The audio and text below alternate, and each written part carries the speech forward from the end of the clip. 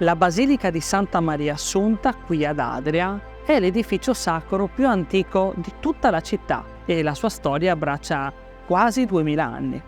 Ed è una delle prove più significative della devozione mariana dei cittadini, dei fedeli di Adria. L'edificio questo risale al 1700 e quello precedente era stato costruito qualche secolo d.C.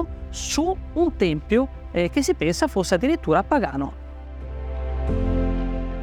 L'appellativo della tomba attribuito alla basilica ha un'origine incerta, forse derivante dalla sua posizione sopraelevata, dal latino ad tumulum, o dall'esistenza di una tomba romana nelle vicinanze dell'edificio antico.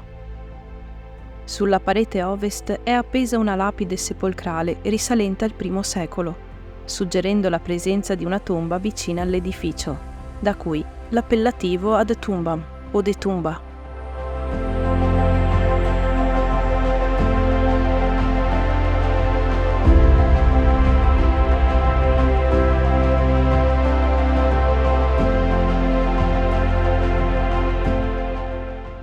Il campanile ha una storia molto particolare. Non parliamo del campanile moderno, questo che è dietro alle mie spalle, che è opera dello Scarpari e che ricorda vagamente il campanile di San Marco di Venezia. Parliamo di quello più antico. Qui la storia si mischia con la leggenda.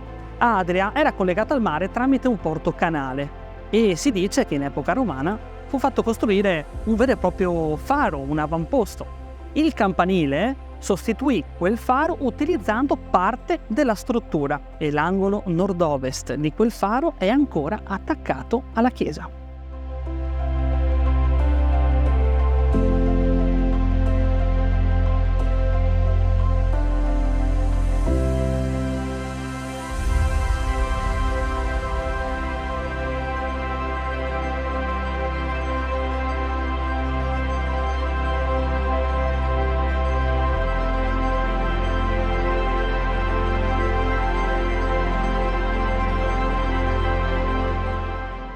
L'interno della chiesa svela opere d'arte e narrazioni sorprendenti.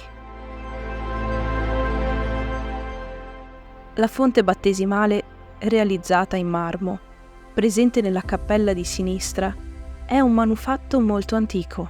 La fonte veniva utilizzata già nel VII secolo, durante l'episcopato del secondo vescovo di Adria, Bono.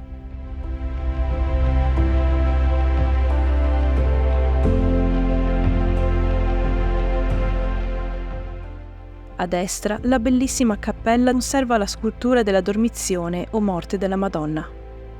L'artefice di quest'opera, un tempo forse completamente colorata, è ancora incerto.